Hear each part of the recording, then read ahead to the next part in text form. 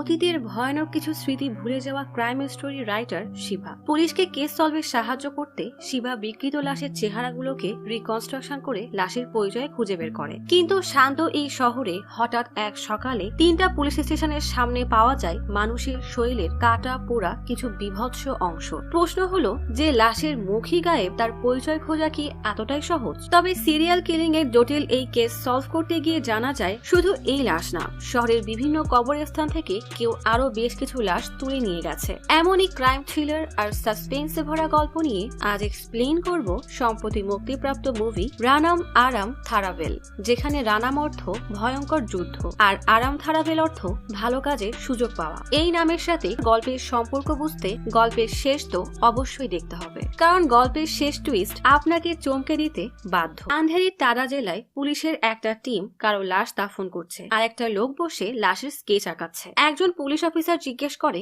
লাশটা কার? অপরজন বলে তা জানি না, শিবা লাশের স্কেচ বানিয়ে দিয়েছে। তবে এই স্কেচ কোনো মিসিং কেসের সাথে মিলছে না, তাই পুলিশের টিম লাশটিকে দাফন করে দিচ্ছে। সিন শিফট হয় কয়েক মাস আগে। খবরে বলা হয় শহরের মাধাবারাম লেকে একজন অজ্ঞাত মহিলার লাশ পাওয়া গেছে। পানিতে থাকার কারণে লাশ পচে বিকৃত হয়ে গেছে। ফরেন্সিক টিম কেসের ইনচার্জ রাজেন্দ্রকে জানায় লাশের সাথে কোনো আইডি পাওয়া যায়নি। পানিতে থাকার কারণে মুখ বিকৃত হয়ে গেছে, তাই চেহারাও চেনা যাচ্ছে না। দেখা যায় রাজেন্দ্রের সামনে বিভৎস এক লাশ পড়ে আছে। পানিতে থাকার কারণে লাশে পানি ঢুকে এত বাজে অবস্থা হয়েছে আর সব প্রমাণও প্রায় নষ্ট হয়ে গেছে। তবে মাত্র 4 থেকে 5 দিনে লাশের অবস্থা এতটা খারাপ হওয়ার কথা না। রাজেন্দ্র তার জুনিয়র ভাস্করকে বলে চেহারা ছাড়া এই কেসে আমরা এগোতে পারবো না, শিবাকে ডাকো, ওই আমাদের কোনো পথ দেখাতে পারবে। ভাঙাচোরা গাড়ির মধ্যে পোষা কুকুর টাইগারের সাথে যে ঘুমাচ্ছে তার নামই শিবা। শিবাকে তার বন্ধু মাধব কল দিয়ে বলে পুলিশ স্টেশন থেকে তোকে কল দিয়ে না পেয়ে এখন আমাকেই বারবার কল দিচ্ছে, তাড়াতাড়ি ক্রাইম স্পটে যা, আমি লোকেশন পাঠাচ্ছি। শিবা ঘুম থেকে উঠে রেডি হতে গেলে আয়নায় রবি নামের একজনকে দেখতে পায়। রবি বলে এটা আমি করিনি, তবে শুনেছি লোকটার আশেপাশে সবার অত্যাচারে অতিষ্ঠ হয়ে সে তার স্ত্রী আর সন্তানদেরকে খুন করে আর নিজেকেও শেষ করে। আসলে প্রকাশ নামের সেই লোকের বহুদিনের বাসা ভাড়া বাকি ছিল, তাই বাড়ি বাড়ি রোজ এসে তাকে হুমকি দিত। আর কিছু লোক প্রকাশের কাছে টাকা পেত, তারাও রোজ এসে ঝামেলা করত। রোজ রোজ এসব অত্যাচার নিতে না পেরে প্রকাশ এমন কাজ করে। পুলিশ ডেলিভারি ম্যানকে সাসপেক্ট হিসাবে গ্রেফতার করলেও তার বিরুদ্ধে কোনো প্রমাণ পাওয়া যায়নি। তবে প্রকাশের স্ত্রী আর সন্তানদের যে করাত দিয়ে খুন করা হয়েছিল তার উপরেই রবির হাতের ছাপ পাওয়া গেছে। এসব ভাবতে ভাবতেই শিবা রবির কেসে সব প্রমাণ একটা ব্যাগে নিয়ে ক্রাইম স্পটের দিকে রওনা দেয়। ক্রাইম স্পটে পৌঁছালেই রবীন্দ্র শিবাকে লাশের ছবি দেখিয়ে বলে আমরা কোনোভাবেই লাশকে চিনতে পারছি না, তুমি এই ছবি দেখে লাশের চেহারা বানানোর চেষ্টা করো। শিবা লাশের ছবি দেখে ছবি আঁকানো শুরু করলে রবীন্দ্রের জুনিয়র কুমার জিজ্ঞেস করে এই লোকটা কে আর ওর কাজই বা কি। রবীন্দ্র জানায় শিবা যে কোনো বিকৃত চেহারা দেখে তা সঠিকভাবে আঁকাতে পারে আর যে কেসগুলো সহজে সলভ করা যায় না সেই কেস স্টাডি করে একটা কাঠামো দাঁড় করায়। তবে মজার বিষয় তার প্রত্যেকটা কাঠামো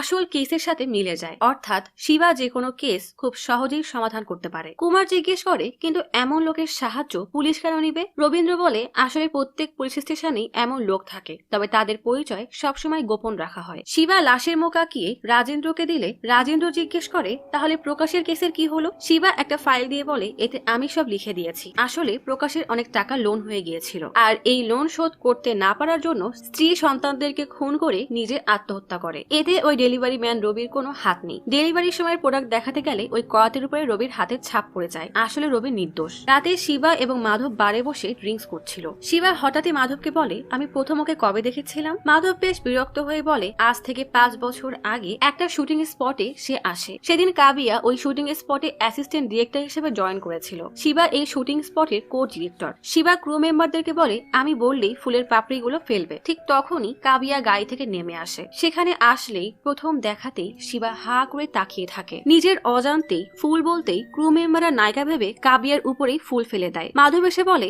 আরে এ তো অ্যাসিস্ট্যান্ট ডিরেক্টর, এমনি এটা লো বাজেটের মুভি, আর এখন আমি আরো ফুল কোথা থেকে আনবো? শিবা এবার বারের আরেকজনকে জিজ্ঞেস করে আমি তাহলে কাবিয়াকে কখন বললাম যে আমি ওকে ভালোবাসি? লোকটা বলে একদিন ডিরেক্টর তোমাকে আর কাবিয়াকে নায়ক নায়িকার জায়গায় দাঁড়িয়ে দেখাতে বলে যে কিভাবে অভিনয় করতে হবে, কিন্তু ডিরেক্টর কিছু বলার আগেই ক্রু মেম্বাররা স্প্রিঙ্কেল ব্লাস্ট করে দেয়। আচমকা এমন হওয়ায় কাবিয়া ভয়ে তোমাকে জড়িয়ে ধরে। ব্যাস এখান থেকে শুরু হয়ে যায় কাবিয়া আর শিবার লাভ স্টোরি। এরপর সারাদিন শুটিং স্পটের ওয়াকি টকিতে কথা, সুযোগ পেলেই দুষ্টু বিষ্টু খুনসুটি আর ডায়েরিতে লেখা যে রোজ তারা কি কি করলো। এভাবেই একদিন দুজন বিয়ে করার জন্য মন্দিরে যায় আর ভালোবাসার এই সম্পর্ককে বিয়ের নাম দিয়ে দেয়। বাড়ির এক ওয়েটার এসে মাধবকে জিজ্ঞেস করে গত 4 বছর যাবৎ শিবা একই গল্প রোজ শোনে, ওর কি এখনো কিছুই মনে পড়েনি? মাধব বলে ওই অ্যাক্সিডেন্টের পর শিবা কোনোভাবেই মানতে পারেনি যে তার ভালোবাসা কাবিয়া বেঁচে নেই। কাবিয়াকে ভুলতে গিয়ে শিবা গত 2 বছরের স্মৃতি ভুলে গেছে। মেডিকেল টার্মে এই রোগকে ডিসঅ্যাসোসিয়েটিভ অ্যামনেশিয়া ডিসঅর্ডার বলা হয়।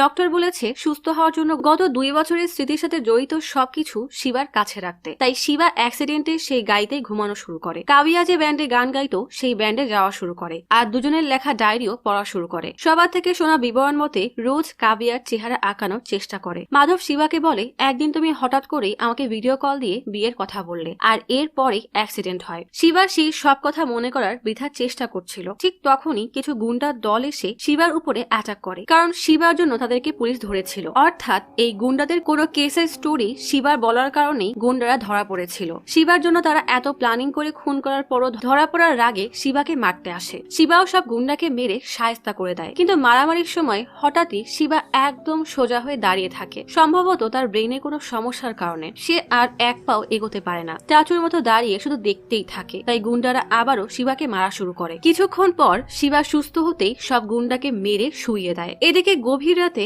এক বয়স্ক লোক কবরস্থান থেকে একটা মেয়ের লাশ তুলে ভ্যানে উঠিয়ে নিয়ে যায়। যাওয়ার সময় সিসিটিভিতে গাড়ির ফুটেজ উঠে যায়। এরপরেই একটা সাদা বিল্ডিং দেখানো হয়, যার মধ্যে অপারেশন থিয়েটারের বিভিন্ন সরঞ্জাম রক্তমাখা অবস্থায় পড়ে আছে। কিছুক্ষণ পর কালো সেই ভ্যান গাড়ি মাধাবন পুলিশ স্টেশনের সামনে থামে। কালো মাস্ক পরা একজন গাড়ি থেকে নেমে একটা কার্টুন বের করে থানার সামনে রেখে গাড়ি নিয়ে চলে যায়। পরের দিন সকাল হতেই মাধব প্রচুর রেগে থানায় এসে বলে গতকাল কিছু গুন্ডা আমাদের উপরে অ্যাটাক করেছিল। আপনারা তো বলেছিলেন আমাদের নাম গোপন থাকবে, তাহলে ওরা আমাদের কথা জানলো কিভাবে? থানার কেউই মাধবের কথায় তেমন পাত্তা দেয় না, উল্টা হেসে উড়িয়ে দেয়। এদিকে শিবা সকালে ঘুম থেকে উঠতেই টাইগার তার সব খেলনা মুখে করে এনে শিবার সামনে এক এক করে রাখতে থাকে। তাই শিবাও তার সাথে খেলার জন্য চোখ বন্ধ করে 1 থেকে 10 পর্যন্ত গুনতে শুরু করে। মাধব রাজেন্দ্রকে গতকালের ঘটনা বলতেই যাবে, ঠিক তখনই ভাস্করের নজর পড়ে সেই বাক্সের উপরে। একটু এগিয়ে দেখতেই ভাস্কর ভয়ে চিৎকার করে রাজেন্দ্রকে ডাকতে থাকে। রাজেন্দ্র বের হয়ে থানার সামনে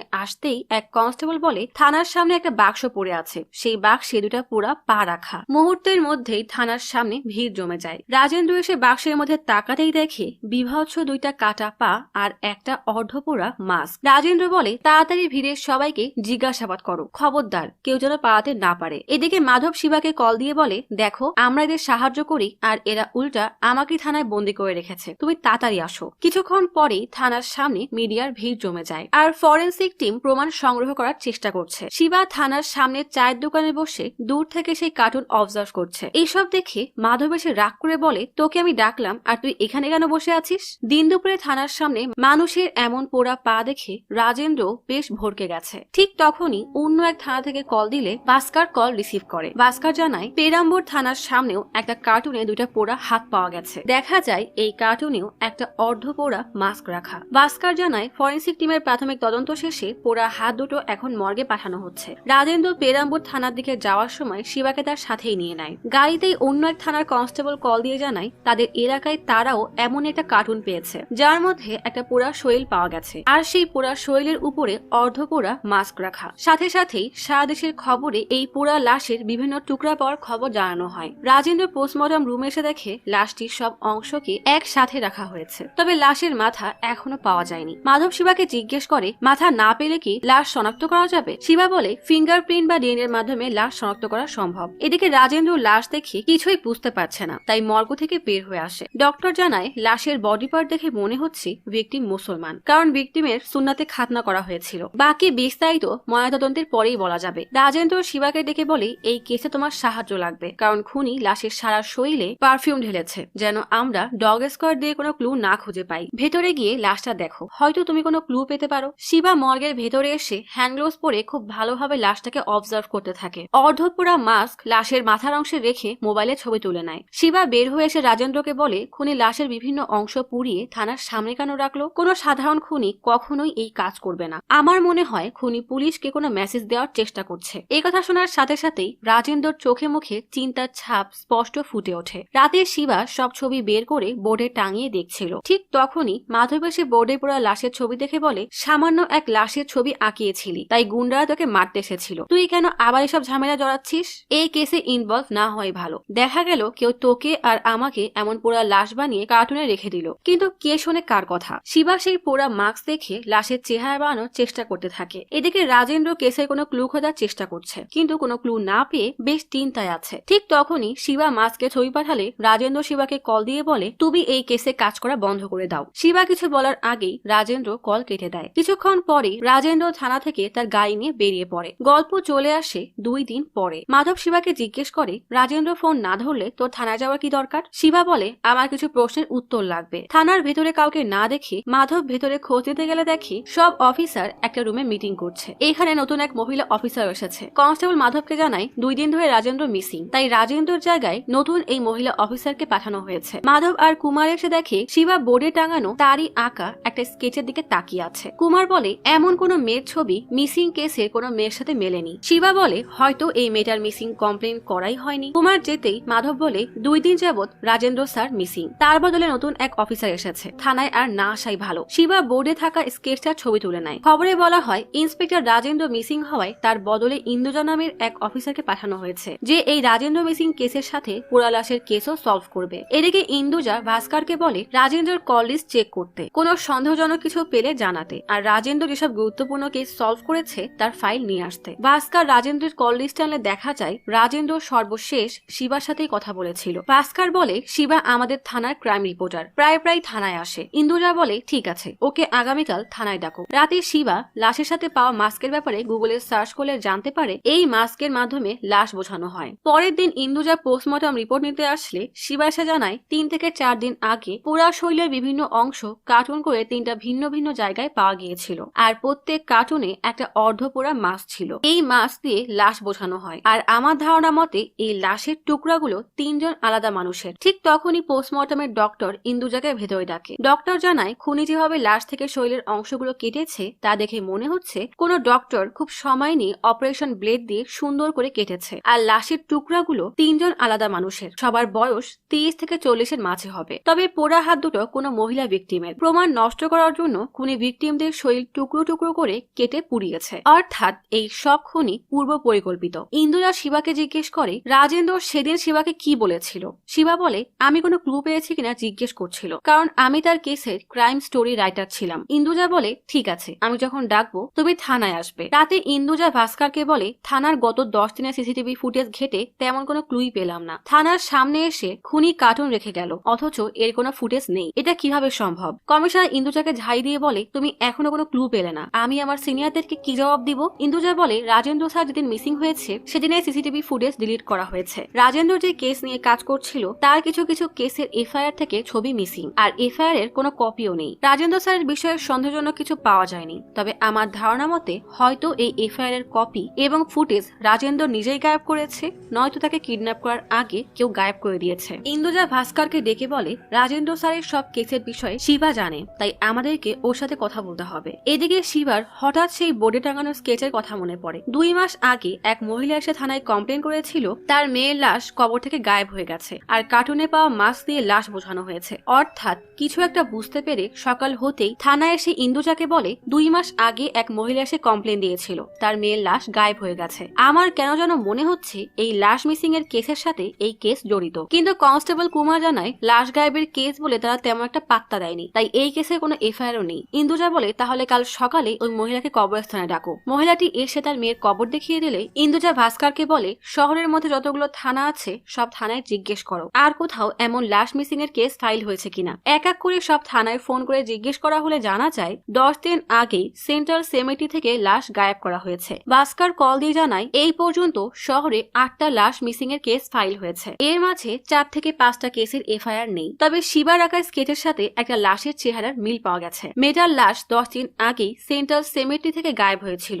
ইন্দুজা তাড়াতাড়ি তার টিম নিয়ে সেন্ট্রাল সেমেটিতে পৌঁছায়। সিসিটিভি ফুটেজে একটা লাশবাহী গাড়িকে যেতে দেখা যায়, তবে গাড়ির কোনো নাম্বার প্লেট নেই। ঠিক তখনই এক অফিসার কল দিয়ে জানায় তার থানায় লাশ মিসিং এর কেস ফাইল হয়েছিল। পরে লাশটা পাওয়া গেছে, তবে লাশের কোনো ইন্টারনাল অর্গান পাওয়া যায়নি, আর লাশের গায়ে পারফিউম দেওয়া ছিল। ইন্দুজা কল কেটে বলে, এই খুনি লাশের সাথে কি করছে। দেখা যায় লাশ চুরি করা সেই বয়স্ক লোক সেই মৃত মানুষের মাস্ক পরে দাঁড়িয়ে আছে, তার সামনেই একটা মেয়ের লাশ রাখা। এদিকে কবরস্থান থেকে লাশবাহী গাড়ি বের হতে দেখে শিবা বলে, যারা বিভিন্ন কবরস্থানে লাশ নিয়ে যায় সেই সকল ড্রাইভারকে জিজ্ঞেস করলে হয়তো কোনো ক্লু পাওয়া যাবে। ইন্দুজা থানায় এসে গত কয়েক একদিনে পানিতে পাওয়া মেয়েদের লাশের ডিটেলস পড়ে দেখে সব লাশের ইন্টারনাল অর্গান মিসিং, আর লাশ যেন না পচে যায় সেই জন্য সুগন্ধযুক্ত কেমিক্যাল ব্যবহার করা হয়েছে। ঠিক তখনই ভাস্কর ইন্দুজাকে পানিতে পাওয়া লাশগুলোর পোস্টমর্টম রিপোর্ট দেয়। শিবা থানায় এসে দেখে থানার সামনে লাশবাহী ভ্যানের সব ড্রাইভার দাঁড়িয়ে আছে। শিবা ভিতরে আসতেই ইন্দুজা বলে, এই দেখো, এই 8টা কেসের পোস্টমর্টম রিপোর্ট একদম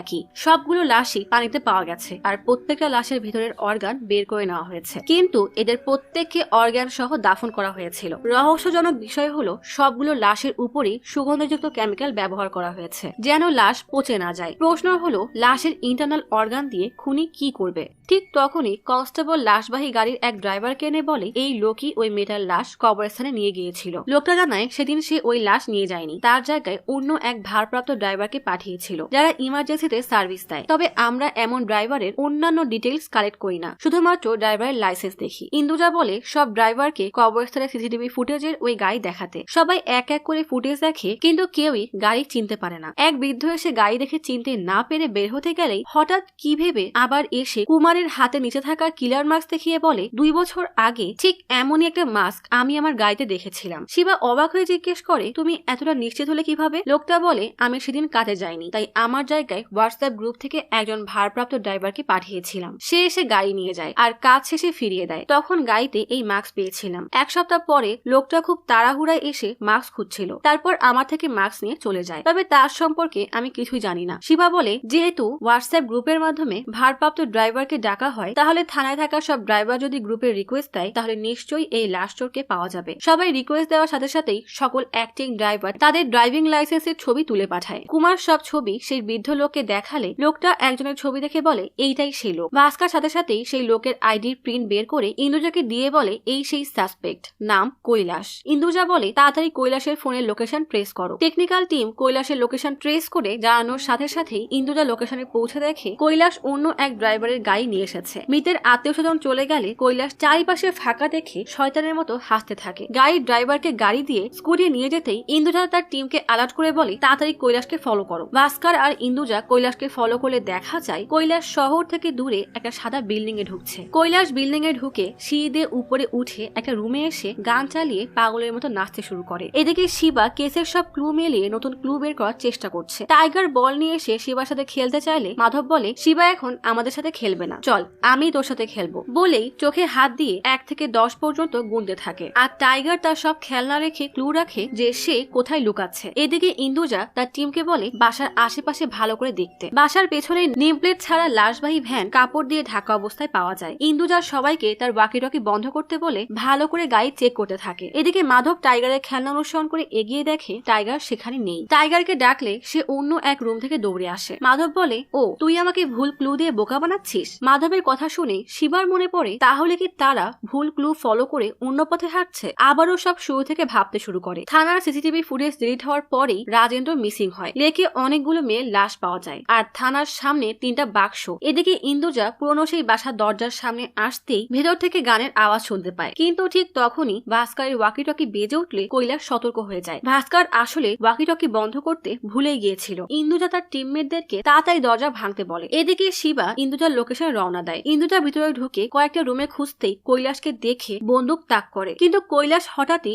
এক রুমের দিকে ধাক্কা দিয়ে দৌড়ে জানালা দিয়ে লাফ দিয়ে চালের উপরে পড়ে। ইন্দুজা সেই রুমে তাকিয়ে দেখে সোফায় অনেকগুলো লাশ বসানো। এমন দৃশ্য দেখে কৈলাসকে ধরার কথা যেন মুহূর্তের মধ্যেই ভুলে যায়। ঠিক তখনই ভাস্কর এবং অন্যান্য টিমমেটরা ইন্দুজাকে ডাক দেয়। দেখা যায় এই বাসার প্রত্যেকটা রুমে মেয়েদের লাশ সাজিয়ে রাখা আর প্রত্যেকটা লাশের বুকে সেলাইয়ের দাগ, অর্থাৎ এই লাশগুলোর অর্গান সব বের করা হয়েছে। আর রুমের এক পাশে সার্জিক্যাল সরঞ্জাম এবং ফরমালিন রাখা। এদিকে কৈলাস দৌড়াতে দৌড়াতে মেইন রাস্তায় উঠলে শিবা বাইক চালানো অবস্থায় কৈলাসকে এভাবে দৌড়াতে দেখে গাড়ি ঘুরিয়ে কৈলাসের সামনে গিয়ে দাঁড়ায়। হঠাৎ শিবাকে এইভাবে দেখে কৈলাস ভরকে যায়। কৈলাস শিবার উপরে অ্যাটাক করলে শিবাও দেয় কয়েকটা, কিন্তু হঠাৎই শিবার ব্রেনের সমস্যা হয় আর শিবা প্যারালাইজ রোগীর মতো অসাড় হয়ে ঠায় দাঁড়িয়ে থাকে। কৈলাসও সুযোগ পেয়ে পালিয়ে যায়। ঠিক তখনই সেখানে ভাস্কর এসে শিবাকে ডাকতে থাকে, কিন্তু শিবা শক্ত হয়ে দাঁড়িয়ে থাকে। হঠাৎই শিবা স্বাভাবিক হয়ে যায় আর সে ভাস্কর আর ইন্দুজাকে সামনে দেখিয়ে বলে কৈলাস ওই রাস্তায় গেছে। ইন্দুজা ভাস্করকে বলে তাড়াতাড়ি সব থানায় কৈলাসের ছবি পাঠিয়ে সব চেকপোস্টকে অ্যালার্ট করে দাও। কিন্তু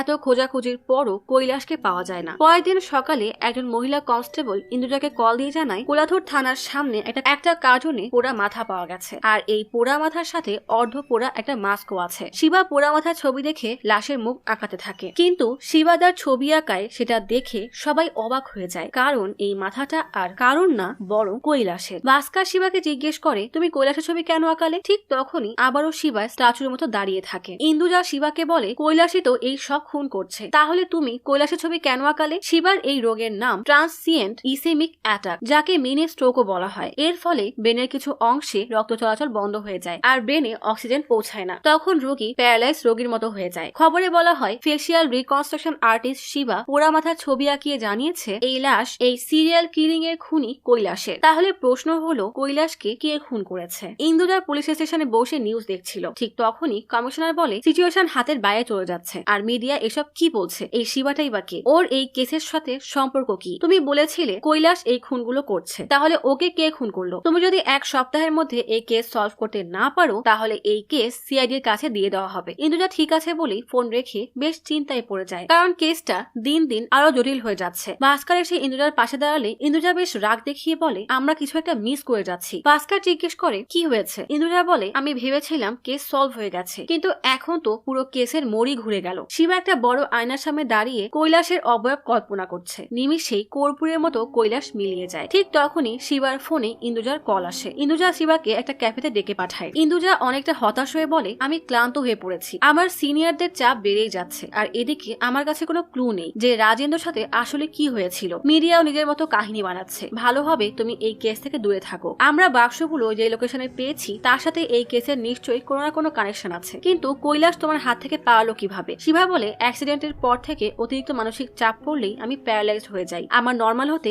1 মিনিট সময় লাগে। সেই সময় কেউ একজন কৈলাসকে পালাতে সাহায্য করে। ইন্দুজা অবাক হয়ে বলে কেউ ওকে পালাতে সাহায্য করলে আমরা কেন ওর কাটা মাথা পেলাম? শিবা বলে দুইটা জায়গায় আমরা একই লাশবাহী ভ্যান দাঁড়িয়ে থাকতে দেখেছি, আর ওই বুড়ো লোকটা আমাদের বলেছিল এটা হয়তো কৈলাসের হতে পারে, যেটা সে লাশ সরিয়ে ফেলার কাজে ব্যবহার করে। আমরা কৈলাসের কাটা মাথা সেই একইভাবে বাক্সের ভিতরে খুঁজে পেয়েছি। যদি কৈলাস ধরা পড়ে তাহলে এইসবের মাস্টার মাইন্ডও ধরা পড়ে যাবে, তাই সে কৈলাসকে একইভাবে খুন করে। সিন শিফট হয় মাদাবারাম পুলিশ স্টেশনের সামনে। খবরের কাগজ হাতে আশওয়ান্ত নামের একজন লোক থানায় নজর রাখছে। আশওয়ান্তের একটা ভয়ঙ্কর শখ হলো মেয়েদের লাশে কেমিক্যাল মিশিয়ে সেটাকে সংরক্ষণ করা, এরপর সেই মেয়েগুলোর সাথে স্বাভাবিকভাবে সময় কাটানো। দুইটা লাশ পাশে নিয়ে গান ছেড়ে আরামে আশওয়ান্ত ঘুমিয়েছিল। ঠিক তখনই কৈলাস আসায় আশওয়ান্ত উঠে গান বন্ধ করে জিজ্ঞেস করে আজকে রাতের সবকিছু কনফার্ম তো? কৈলাস বলে হ্যাঁ। ঠিক তখনই কারোর আসার শব্দে আশওয়ান্ত কৈলাসকে বলে তোমাকে কেউ ফলো করছে না তো? কৈলাস না বললেও বাইরে থেকে ইন্দুজার গলার আওয়াজ পাওয়া যায়। সাথে সাথেই কৈলাস আর আশওয়ান্ত পেছনের একটা জানালা ভেঙে পালিয়ে যায়। শিবা কৈলাসকে মারার সময় এই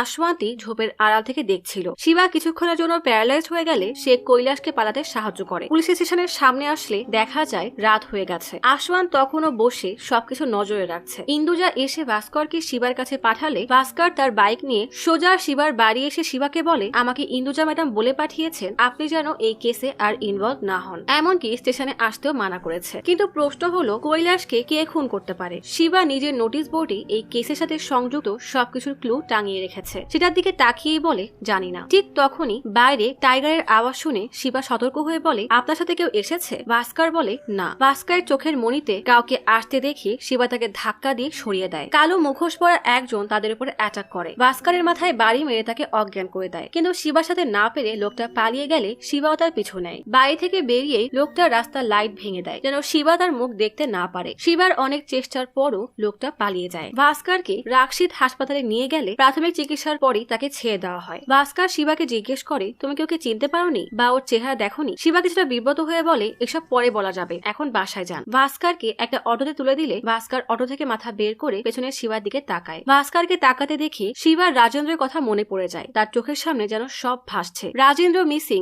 সিসিটিভি ফুটেজ ডিলিট করে দেওয়া হয়েছে। বলতে গেলে কেসির সবকিছু যেন তার মাথার উপরে ঘুরপাক খাচ্ছে। কিছু একটা ভেবে শিবা দ্রুত বাসায় ফিরে আসে। অনেক খোঁজাখুঁজির পর সেই স্টেশনে আসা কার্টুনগুলোর বারকোড খুঁজে যেটা সে ছবি তুলে প্রিন্ট করে রেখেছিল। স্টেশনের এফআইআরও এই ছবিগুলো নেই, এমনকি সিসিটিভি ফুটেজেও নেই। কুরিয়ার কোম্পানিতে খোঁজ নিয়ে জানতে পারে এটা করাচুর ভাসানাথ অ্যান্ড কোম্পানি থেকে কেনা হয়েছে। শিবা হামলাকারীর মুখ ঢাকা একটা স্কেচ তৈরি করে যেমনটা সে দেখেছিল। এরপর বিভিন্ন জায়গায় খোঁজ করতে থাকে। ইন্দুজাও নিজের মতো করে খুনিকে খোঁজার চেষ্টা চালিয়ে যাচ্ছে। শিবা আন্দ্রাতে একটা ক্রাইম স্পটে বসে লাশের স্কেচ করছিল। তখনই তার কাছে ইন্দুজার কল আসে। শিবা কল রিসিভ করতে ইন্দুজা বলে, আমি এই কেসের অনেকগুলো ইনফরমেশন পেয়েছি, কিন্তু সবগুলোই অনেক ঘোলাটে, কিছুই বুঝতে পারছি না, তাই তোমার সাথে কথা বলতে চাই। শিবা বলে, ঠিক আছে, আমি কাল দেখা করব। পরের দিন শিবা পুলিশ স্টেশনে গেলে শিবার মাথায় ব্যান্ডেজ দেখে ইন্দুজা জিজ্ঞেস করে, এটা কিভাবে হলো? শিবা বলে, আসলে বাইক থেকে পড়ে গিয়ে এমন হয়েছে। ইন্দুজা বেশ চিন্তিত হয়ে বলে, এই কেসের তদন্ত যত গভীরে যাচ্ছে ততই যেন সবকিছু গুলিয়ে যাচ্ছে। শিবা তার ব্যাগ থেকে একটা ফাইল বের করে ইন্দুজাকে দিয়ে বলে, আসলে খুনিকে আমি বের করে ফেলেছি। ইন্দুজা বেশ অবাক হয়ে গেলে শিবা ফাইল দিয়ে থানার বাইরে যায়।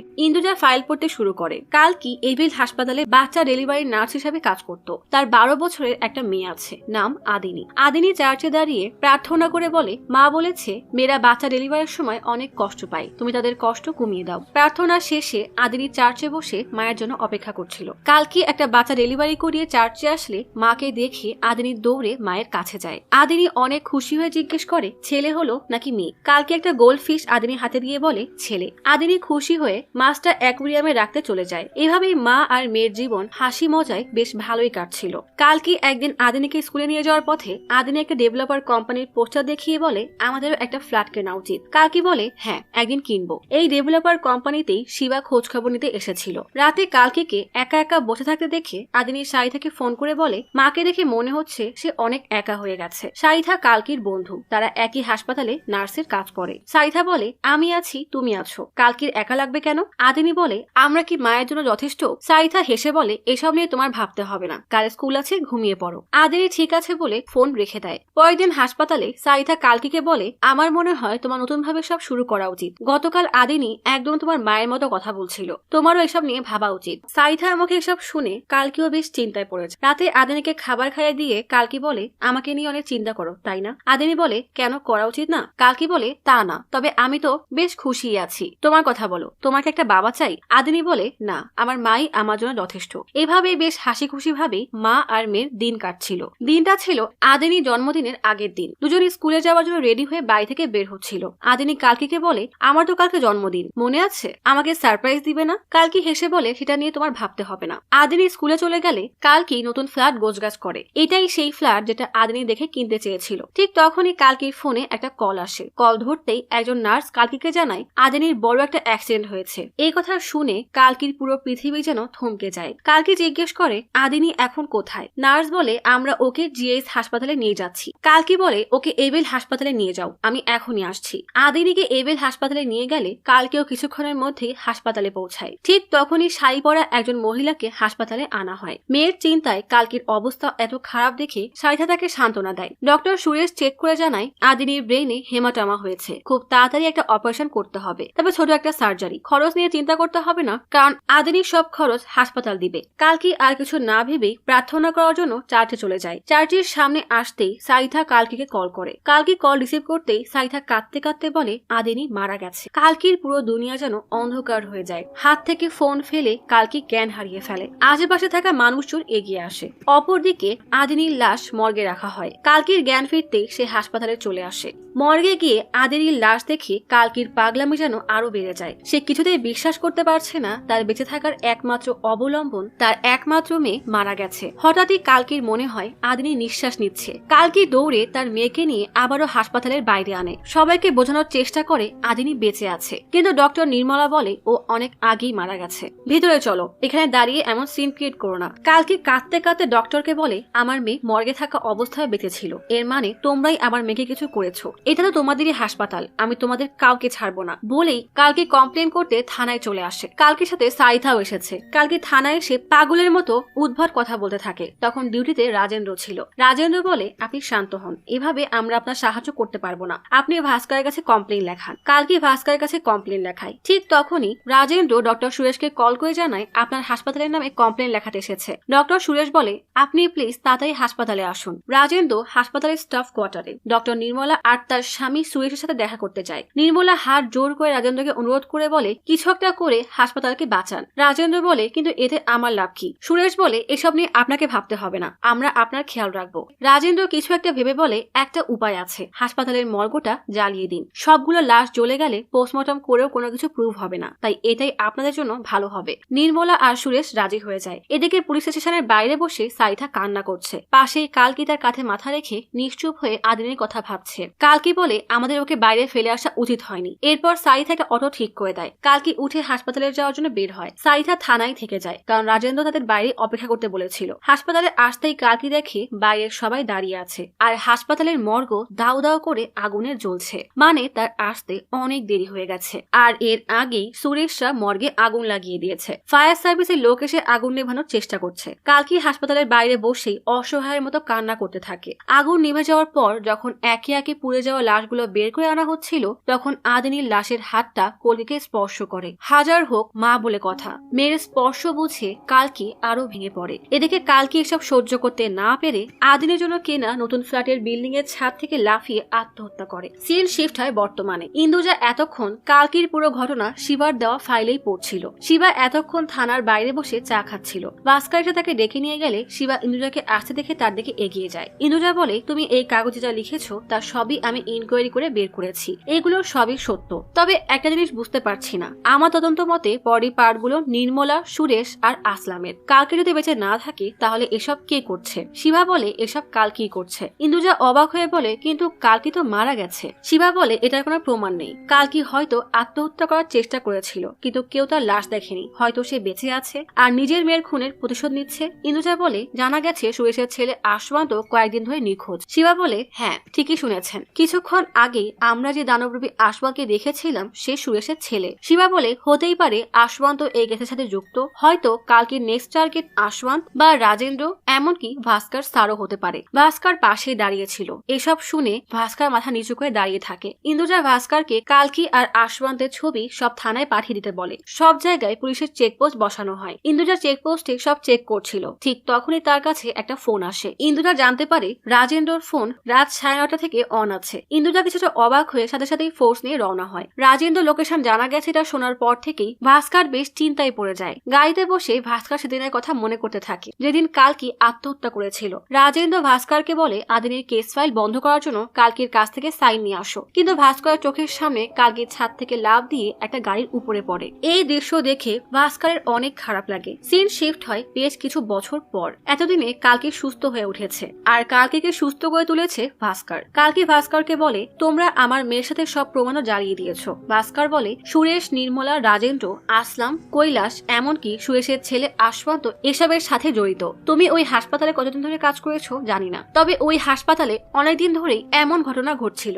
আশওয়ান্ত একদিন কৈলাসকে মর্গে গিয়ে লাশের সাথে অন্যায় কিছু করতে দেখে, তখন অবশ্য সে নাবালক ছিল। এরপর থেকে তারও সেই একই নেশা হয়ে যায়, যেমনটা আমরা কিছুক্ষণ আগে দেখেছিলাম আশওয়ান্ত কিভাবে লাশের সাথে দিনরাত শুয়ে বসে কাটাচ্ছে। সিন শিফট হয় মর্গে, যেখানে একটা লাশের পাশে দাঁড়িয়ে কৈলাসকে আশওয়ান্ত বলছে অনেকদিন ধরে তোমাকে একটা কথা জিজ্ঞেস করতে চাই, এই অভ্যাসটা তোমার হলো কিভাবে? কৈলাস পৈশাচিক হাসি দিয়ে বলে এটা সেই 90 দশকের কথা।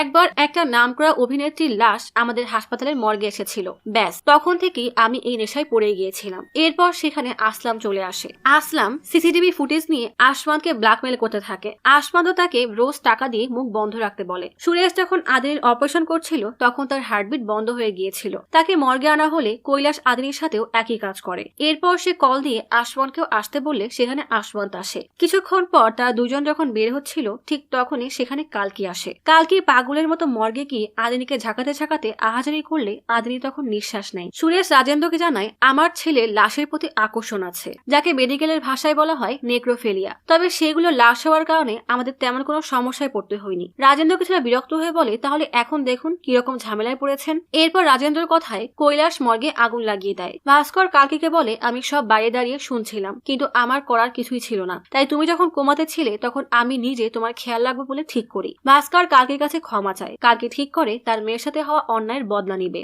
সেদিন চেকপোস্টে কৈলাসকে সেই লাশবাহী গাড়ি নিয়ে যাওয়ার সময় রাজেন্দ্র বেশ রেগে বলে নাম্বার প্লেট কোথায়, কিন্তু কৈলাস ঠিকঠাক কারণ বলতে না পারলে রাজেন্দ্র বলে যাও এখান থেকে, আর যেন তোমার চেহারা না দেখি। ভাস্কর ফিরে এসে কালকি আর সাইথাকে বলে আমি কৈলাসকে একটা লাশবাহী ভ্যান চালাতে দেখি। দেখেছি। কালকে গাড়ির নাম্বার জানতে চাইলে ভাস্কর বলে কোনো নাম্বার প্লেট ছিল না। কালকে ভাস্করকে কৈলাসের সেই গাড়ির মতো একই রকম দেখতে একটা গাড়ি জোগাড় করতে বলে। এরপর ভাস্কর কালকির কথা মতো একই রকম দেখতে একটা গাড়ির ব্যবস্থা করে। প্ল্যান অনুযায়ী কালকি, সাইথা আর ভাস্কর মিলে নির্মলা, সুরেশ আর আসলামকে কিডন্যাপ করে নিয়ে আসে। কালকি নির্মলাকে স্ট্রেচারে শুয়ে দিয়ে ডিসেকশন করছিল। ঠিক তখনই ভাস্কর এসে বলে রাজেন্দ্র নাইট শিফট শেষ করে যখন বাড়ি যায় তখনই আমাদেরকে ওকে কিডন্যাপ করতে হবে। এরপর তারা তিনজন সবার দেহ টুকরা টুকরা করে জ্বালিয়ে দেয়। ভাস্কর থানার বাইরে কৈলাসের মতো দেখতে ভ্যানে সেই লাশের টুকরা রেখে আসে। ভাস্কর কালকিকে বলে সবই বুঝলাম, কিন্তু একটা লাশের টুকরা থানার বাইরে রেখে আসার কারণ কি? কালকি বলে কার্টুন পাওয়ার পর রাজেন্দ্র অবশ্যই সিসিটিভি ফুটেজ দেখবে, তখন কৈলাসের ভ্যান দেখে সে সন্দেহ করবে যে এইসব কৈলাসের কাজ। কিন্তু ঘটনা পুরোই ঘুরে যায়। রাজেন্দ্র ভাস্করকে ডেকে সেই কার্টুনের ছবি দেখিয়ে বলে এটা চিনতে পারছো? ভাস্কর বলে এটা তো সেই কার্টুনের ছবি যেটা থানার বাইরে পাওয়া গেছে। রাজেন্দ্র বলে আমি এর বারকোড খোঁজ করে জানতে পারলাম এটা তুমি কিনেছো, তার মানে তুমি খুনিদের সাথে মিলে আছো। আমি থানার সব ফুটেজ ডিলিট করে দিয়েছি, কারণ তুমি ধরা পড়লে আমিও ধরা পড়বো। কথার মাঝেই কালকি পেছন থেকে রাজেন্দ্রর ঘাড়ে ইঞ্জেকশন পুশ করে দেয়। রাজেন্দ্রকে কিডন্যাপ করে চেয়ারের সাথে দড়ি দিয়ে বেঁধে রাখা হয়। সাইথা বলে কি এত ভাবছো, ওকে এখানেই শেষ করে দাও। কালকি বলে আমরা ওকে সবার শেষে মারবো, তা না হলে আমরা কৈলাস আর আসমানকে ধরতে পারবো না। রাজেন্দ্র পুলিশ ডিপার্টমেন্টের, তাই ওকে মারলে কেসটা জলদি সামনে এগোবে। ইন্দুজা যেদিন আসমানকে ধরতে চায় তখন ভাস্কর ইচ্ছা করেই তার ওয়াকিটকির সাউন্ড বাড়িয়ে দেয়, যেন কৈলাস আর আসমান সতর্ক হয়ে সেখান থেকে পালিয়ে যায়। কৈলাস আর আসমান যখন পালিয়ে যাচ্ছিল তখন আসমান ঝোপের আড়ে লুকাতে পারলেও শিবা কৈলাসকে ধরে মারতে থাকে। কিন্তু শিবা তখন কিছু সময়ের জন্য প্যারালাইজ হয়ে গেলে কৈলাস সেখান থেকে পালাতে যায়। কালকি আর ভাস্কর গাড়ি নিয়ে সেখানে অপেক্ষা করছিল। কৈলাস গাড়ির কাছে আসতেই কালকি গাড়ি থেকে নেমে কৈলাসের ঘাড়ে ইঞ্জেকশন পুশ করে অজ্ঞান করে তাকে গাড়িতে ওঠায়। শিবা সব দূরে দাঁড়িয়ে দেখছিল, কিন্তু সেটাও খুবই ঝাপসা ভাবে। এরপর ভাস্কর শিবার কাছে এসে শিবাকে ডাকতে থাকে, কিন্তু তার কোনো রেসপন্স ছিল না। এই জন্যই শিবা ইন্দুজাকে বলেছিল এর পরের টার্গেট ভাস্করও হতে পারে। সিন শিফট হয় বর্তমানে। লোকেশন ট্র্যাক করে ইন্দুজা তার টিম নিয়ে কালকিদের আস্তানায় চলে আসে। ভাস্করের শরীর যেন আর চলছেই না। সবাই ভিতরে গেলে একটা কার্টুনের ভিতরে পুড়ে যাওয়া লাশের মাথা খুঁজে পায়। তার পাশেই একটা ফোন রাখা ছিল। ইন্দুজা ফোন করে নিশ্চিত হয় মোবাইলটা রাজেন্দ্রর। ইন্দুজা দ্রুত ফরেন্সিক টিমকে ডেকে পাঠায়। ইন্দুজা শিবাকে কল করে সেই লোকেশনে আসতে বলে। এদিকে ভাস্কর যেন চিন্তায় শেষ হয়ে যাচ্ছে। সে শুধু মনে মনে ভাবছে কালকি কেন এসব করতে গেল। কিছুক্ষণের মধ্যেই ফরেন্সিক টিম আর শিবা সেখানে আসে। ভাস্কর ভাবছে কালকি আর সাইথা এখন কোথায়। এদিকে শিবা এসে স্কেচ করা শুরু করে। যখন শিবা এই কেসে তদন্ত করছিল তখন শিবা জানতে পারে ভাসানাথ কোম্পানি থেকে ভাস্করের নামে এই পার্সেল পাঠানো হয়েছিল। এরপর সে ভাস্করকে ফলো করতে থাকে। ভাস্করের পিছু পিছু কবরস্থানে গিয়ে দেখে ভাসানাথ আদিনীর কবরের সামনে প্রার্থনা করতে এসেছিল। এরপর চার্চে খোঁজ নিয়ে জানতে পারে কালকির মেয়ে মারা যাওয়ার পর তারা জানে না যে কালকি এখন কোথায় আছে। শিবা কালকির কেনা সেই ফ্ল্যাটে যায় যেখান থেকে কালকি ঝাঁপ দিয়ে আত্মহত্যা করার চেষ্টা করেছিল। সেখান থেকে খোঁজ খবর নিয়ে শিবা আবারও ভাস্করের পিছু করে। ভাস্করকে ফলো করতে করতে শিবা কালকির আস্থানায় পৌঁছে যায়। শিবা সেখানে গিয়ে দেখে রাজেন্দ্রর হাত পা বাঁধা। রাজেন্দ্র শিবাকে মিনতি করে বলে আমাকে এখান থেকে নিয়ে যাও। শিবা দ্রুত দড়িগুলো খুলতে গেলে সেখানে কালকি এসে বলে এরকম করো না শিবা, আমি জানতাম তুমি আসবে। এখন শুধু আসমান বাকি আছে, আগে আমার কথা শোনো, এরপর তোমার যেটা ভালো মনে হয় করো। বলেই কালকি শিবাকে সব ঘটনা খুলে বলে কিভাবে এরা সবাই মিলে আদিনীকে খুন করেছে। শিবাও তখন সবটা শুনে কালকিকে সাহায্য করতে চায়। ঠিক তখনই আসমান এসে শিবার মাথায় লাঠি দিয়ে আঘাত করে। আসমান আর শিবার মধ্যে হাতাহাতি শুরু হয়। আর এদিকে রাজেন্দ্র উঠে কালকিকে মারতে থাকে। কালকি অজ্ঞান হয়ে গেলে রাজেন্দ্র, শিবা আর আসমানের কাছে আসে। তাদের তিনজনের হাতাহাতির মাঝেই শিবা লাথি মেরে রাজেন্দ্রকে নিচে ফেলে দেয়। একসময় আসমান্ত শিবাকে নিচে ফেলে দেয়, তবে ভাগ্য ভালো যে শিবার তেমন কিছুই হয় না। শিবা আবারও উঠে দাঁড়ায়। ততক্ষণে আসমানের সাথে কালকির হাতাহাতি শুরু হয়ে গেছে।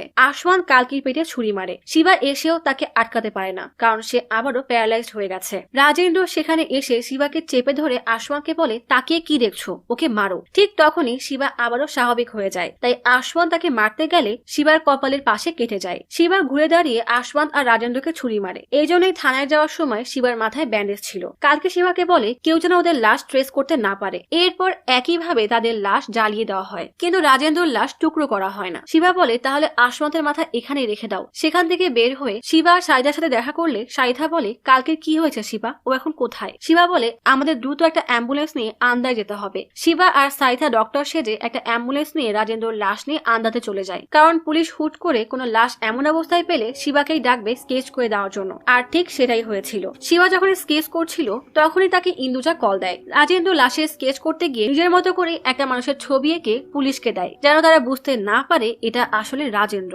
রাজেন্দ্র লাশের অবস্থা খারাপ থাকায় তাড়াতাড়ি মাটি দিয়ে দেওয়া হয়। আর গল্পের শুরুতেই আমরা এই দৃশ্যটা দৃশ্যটাই দেখেছিলাম। সিন আবারও বর্তমানে শিফট হয়। শিবা স্কেচ করে দেখায় এই মাথাটা রাজেন্দ্রর না, বরং আশওয়ান্তের। এতে ভাস্করেরও কিছুটা সন্দেহ হয়। ইন্দুজা এগিয়ে সে কাটা মাথার সাথে মিলিয়ে বলে, তুমি আশওয়ান্তের ছবি এঁকেছো? কিন্তু এটা দেখতে তো রাজেন্দ্র মতো লাগছে। শিবা বলে, এটা আশওয়ান্তেরই মাথা। ইন্দুজা বলে, তাহলে রাজেন্দ্রর কি হলো? শিবা বলে, রাজেন্দ্র কোথায় জানতে হলে কালকিকেও খুঁজে বের করতে হবে। এদিকে এই খবর দ্রুত খবরের চ্যানেলগুলোতে ছড়িয়ে পড়ে। শিবা কবরস্থানে গিয়ে দেখে আদিনীর কবরের উপরে ফুল রাখা, তার হাতেও এক গোছা ফুল। ভাস্করও কবরস্থানে আসে। শিবাকে জিজ্ঞেস করে, কালকি কোথায় শিবা? শিবা বলে, আপনি ওর জন্য অনেক করেছেন। কালকির শেষ মুহূর্তে সে আপনাকে ধন্যবাদ জানিয়েছিল। বলেই শিবা আদিনীর কবরের পাশেই সদ্য মাটি দেওয়া একটা কবরে ফুল দিয়ে চলে যায়। আসলে সেদিন আশওয়ান্তের হাতে কালকি মারা গেছিল, আর কালকির হয়ে বাকি প্রতিশোধ শিবা নিয়েছে। পুলিশ এখনো হন্যে হয়ে কালকিকে খুঁজছে, কিন্তু কালকি তো তার মেয়ের কাছে চলে গেছে, তাই চাইলেও এই কেস আর সলভ হবে না। সিন শিফট হয় 2 বছর আগে, যেদিন এই অ্যাক্সিডেন্টটা হয়েছিল। শিবা আর কাবিয়া বিয়ে করে তাদের গাড়িতে করে একটা জায়গায় যাচ্ছিল। শিবা গাড়ি ড্রাইভের সময় কাবিয়ার সাথে কথা বলছিল। হঠাৎ আদিনী গাড়ির সামনে চলে আসলে শিবা গাড়ি দ্রুত টার্ন নেয়। এতে আদিনী বেঁচে গেলেও গাড়ি কাবিয়ার সাইডের একটা দেয়ালের সাথে খুব জোরে বাড়ি খায়। আদিনী শিবার গাড়ি থেকে বাঁচলেও ঠিক তখনই একটা ট্রাক এসে তাকে জোরে ধাক্কা দেয়। সেদিন হাসপাতালে আদিনীর সাথে কাবিয়াকেও নিয়ে যাওয়া হয়েছিল। মনে আছে? আদিনীকে হাসপাতালে আনার সময় শাড়ি পরা একটা মেয়েকেও আনা হয়েছিল, সেই মেয়েটাই কাবিয়া। হাসপাতালে আনার পর কাবিয়া মারা যায়। কৈলাস আর আশওয়ান্ত মিলে শুধু আদিনীর লাশের সাথে নির্যাতন চালায় না, বরং কাবিয়ার সাথেও এই নৃশংসতা করেছিল। এরপর মর্গে তাদের লাশ জ্বালিয়ে দেওয়া হয়। সেজন্যই শিবা কালকির অপূর্ণ রাখা কাজ শেষ করে নিজের অজান্তেই তার ভালোবাসার মানুষের সাথে হওয়া অন্যায়েরও প্রতিশোধ নিয়েছিল। আর ঠিক এই জন্যই এই গল্পের নাম রাখা হয়েছে রানাম আরাম থারাভেল। আরাম থারাভেল মানে ভালো কাজের সুযোগ পাওয়া, আর শিবা সেই ভালো কাজের সুযোগ পেয়ে সেই কাজটাই করেছিল, যার ফলে তার স্ত্রী কাবিয়া ন্যায় বিচার পেয়েছে, যদিও শিবা সেটা জানতো না। আর রানাম, যার অর্থ ভয়ঙ্কর যুদ্ধ, সেই যুদ্ধটা ছিল কালকির, তাই এই গল্পের নাম রাখা হয়েছে রানাম আরাম থারাভেল।